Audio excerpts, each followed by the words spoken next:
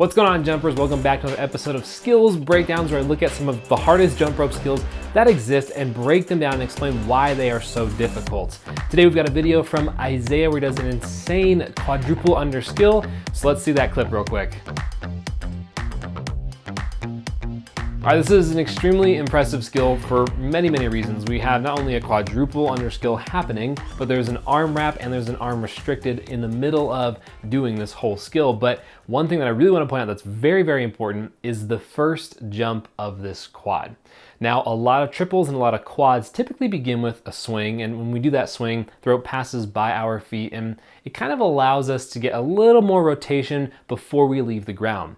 What makes quads and triples way harder is when you have to actually have that rope pass underneath both feet as you're taking off the ground, because you don't get a little extra swing before you're lifting off the ground. So rather than being sometimes what is a 2.5 or a 3.5 rotation, because the swing gives us just a little bit more wiggle room there, we have to complete a very strict 3 rotations or 4 rotations for a triple or a quad. Now, if we go back and look at what Isaiah did here, we'll see that on that very first rotation, the rope actually passes directly underneath both of his feet. So this is a very strict version of a quad. And in addition to that, he goes straight into an EB arm wrap on one side of his body and then unwraps on the other side and then completes it in an EB placement. Wow, okay, there's a lot of things that are really impressive about this. Now, if you're familiar with competitive jump rope, you might be aware of the skill called the hummingbird, which is a swing to one side of your body, EB wrap, and then turn 180, unwrap the rope, and then pull it under for the last rotation, which makes it a quadruple under skill while you're turning around.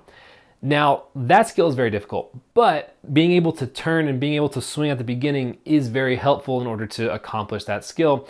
Isaiah is effectively doing all of the same mechanics here, but no turning, and he's jumping the first rotation. Now that makes a massive difference. And from the jumping that I've seen Isaiah do before, I know that he can slay quads like nobody's business. And on this one, he's still even landing a little bit low to the ground because it really does take that much time to get this skill done. So super impressive. On top of all of this technicality, he's also turning that rope extremely quickly, like very fast, and still staying very proficient and direct and purposeful with how he's moving the rope without necessarily whipping his body out. Now, these kinds of EB skills, especially when it comes to wraps, it's very easy for that back arm to just shift a little bit closer to the midline, and then boom, that's it, you're clipped and you've whipped yourself in the back. It's very easy for that to happen, but he keeps everything exactly lined up where it needs to be and honestly executes the skill extraordinarily well. Now, the last little thing that I want to point out that is extremely impressive, that his feet stay right together the entire skill. They start and they lift off the ground together, they stay together in the air, and he lands